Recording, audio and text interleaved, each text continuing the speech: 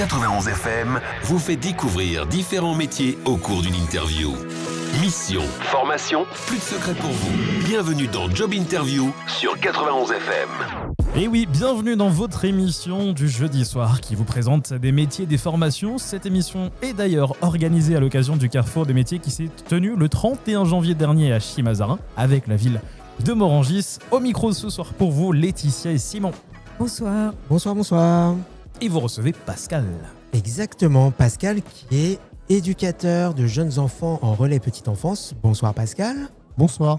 Alors le relais petite enfance de la ville de Morangis, Tout à fait. C'est une structure municipale. Alors c'est une structure municipale qui est donc gérée par la ville de Morangis et qui est financée par la caisse d'allocation familiale. D'accord, très bien. Voilà. Mais avec vous, on va parler petite enfance en général, les différents oui. métiers qui peuvent dépendre de ce domaine. Alors, quand on s'intéresse à la petite enfance et qu'on veut faire carrière, quels sont les métiers qui s'offrent à nous ? Alors la petite enfance, peut-être on va rappeler d'abord que ça concerne les enfants de moins de 3 ans. D'accord, Les donc enfants avant la scolarité. C'est ça, qui ne sont pas encore à l'école. Donc la petite enfance, ça va concerner les enfants qui ont besoin d'un mode d'accueil, puisque quand les parents reprennent le travail après la maternité, il faut trouver un mode d'accueil pour les enfants. Mais ça concerne aussi les parents qui ont des enfants de moins de 3 ans et qui cherchent, pourquoi pas aussi, à être accompagnés, avoir de temps en temps un accueil ou un accompagnement dans l'éducation de leurs enfants. Donc, D'accord. les métiers principaux s'exercent dans les crèches en grande partie. Et donc, on trouve dans la série des métiers accompagnant éducatif petite enfance, donc avec un CAP qui s'appelle AEPE, accompagnant éducatif en petite enfance. Dans les crèches, on trouve également des auxiliaires de puériculture. On trouve des éducateurs ou des éducatrices de jeunes enfants.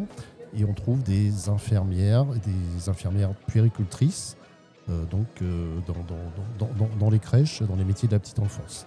Donc ça, c'est les différents métiers avec différents niveaux, on va dire. C'est ça, différents diplômes. Alors, il y a d'autres aussi métiers de la petite enfance qui sont les assistantes maternelles, puisque les assistantes maternelles peuvent exercer de deux façons, soit de façon indépendante, c'est-à-dire à leur domicile en étant salarié d'un parent qui sera particulier employeur dans ce cas-là.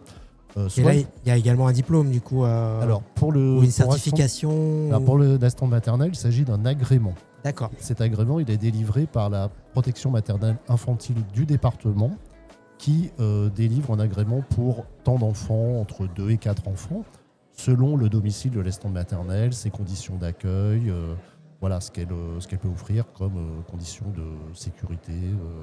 Donc j'imagine les professionnels se déplacent au domicile, voire... Alors oui, les assistantes maternelles obtiennent leur agrément via le service du département, puis ensuite elles ont une durée de 5 ans et avec une visite qui leur permet de le renouveler si les conditions sont satisfaisantes. D'accord. Donc elles dépendent effectivement du département pour l'exercice de leur profession. Mais après, elles exercent de façon indépendante. Une autre possibilité pour les assistantes maternelles, c'est également de travailler pour une crèche familiale. Alors on parle souvent des crèches, on entend souvent crèches, c'est souvent des crèches collectives. Il existe aussi des crèches familiales. Donc la crèche familiale, elle embauche des assistantes maternelles. Souvent c'est la ville ou des associations qui les embauchent. Et donc là, ce n'est plus le parent qui est employeur, c'est le parent, il est usager. Il paye un service comme celui de la crèche collective. Du coup, quelle est la différence entre crèche collective et crèche familiale ? Alors, dans une crèche collective, les enfants sont accueillis dans des établissements d'accueil du jeune enfant, donc dans les locaux de la crèche, tous les jours, en général du lundi au vendredi.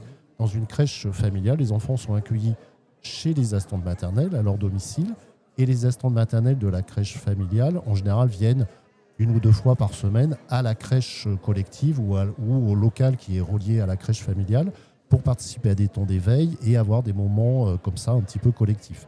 Et elles sont encadrées par une directrice aussi. D'accord. Donc elles ne sont pas toutes seules, elles ont des visites à domicile, elles ont un projet pédagogique comme une crèche collective. La différence, c'est que la majorité partie de l'accueil se passe au domicile dans une crèche familiale. D'accord, donc c'est un peu un mix entre la crèche et l'assistante. Tout à fait, exactement. C'est un mode de garde un peu hybride, on peut appeler ça comme ça. Ouais, d'accord. Et est-ce qu'on peut passer Est-ce qu'on Ah, peut...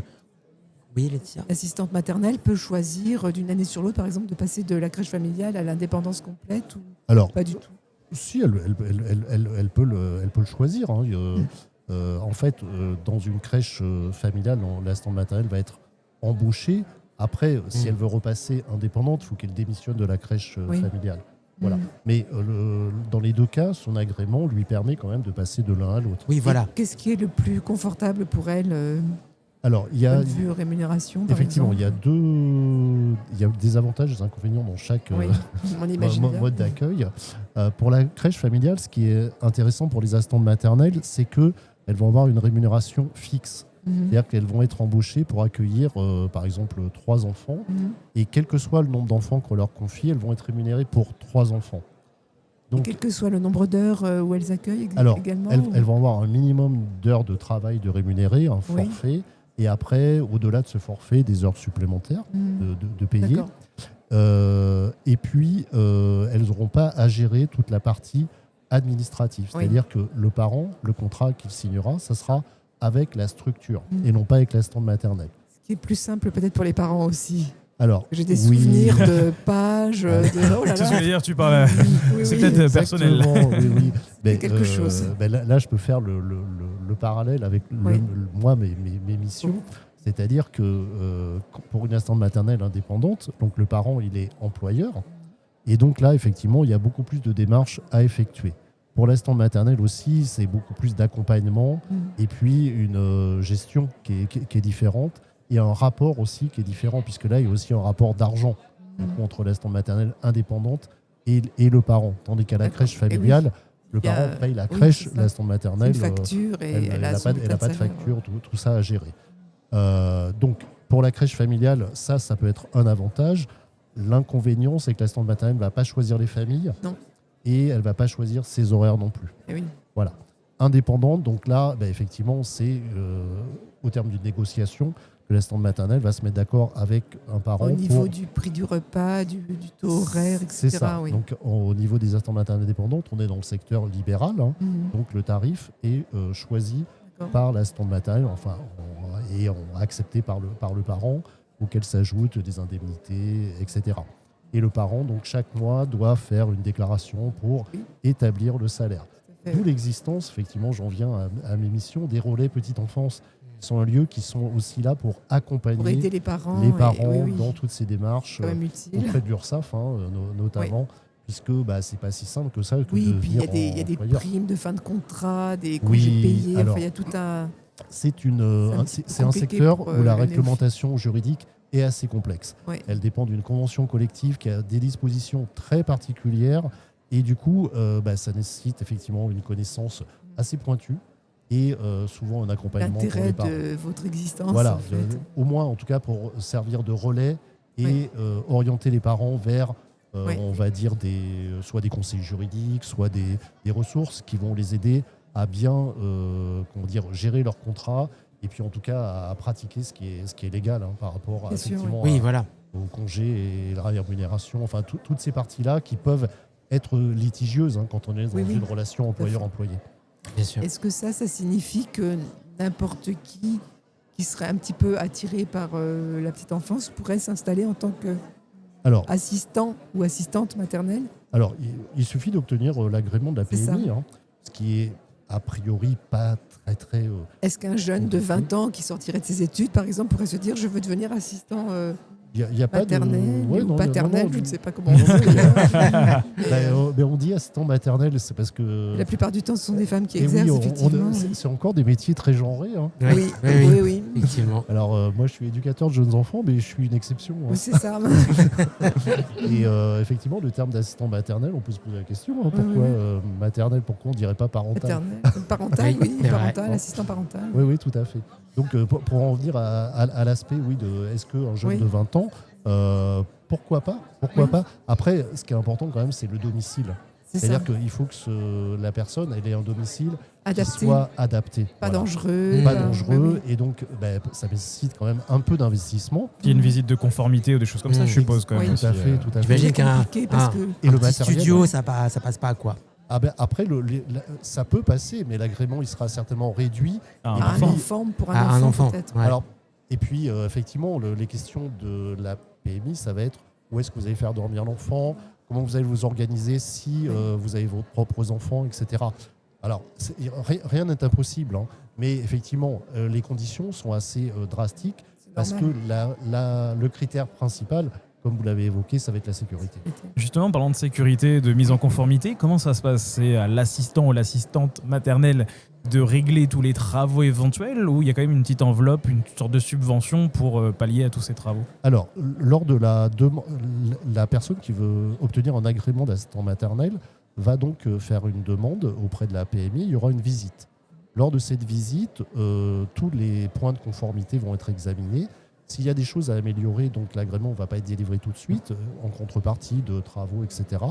Après, il y a une prime d'installation, effectivement, qui est versée par la Caisse d'allocation familiale aux nouveaux assistants maternels. Donc cette prime, elle aide quand même.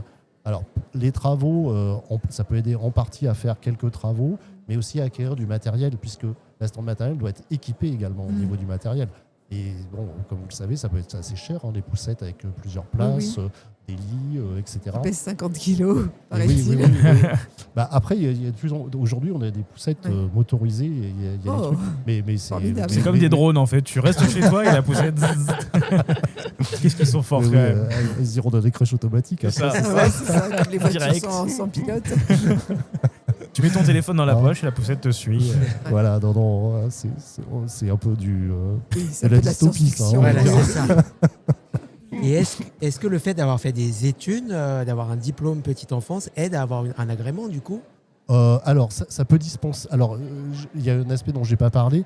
Il y a l'obtention de l'agrément se fait avec la visite, mais aussi avec une formation. Ah, d'accord. Il y a une formation qui est faite en 2 temps. Un premier temps de 80 heures et un deuxième temps de 40 heures. Le premier temps de 80 heures, c'est avant l'accueil du premier enfant. Et le deuxième temps de 40 heures, il est fait dans les 3 années qui suivent l'accueil du premier enfant.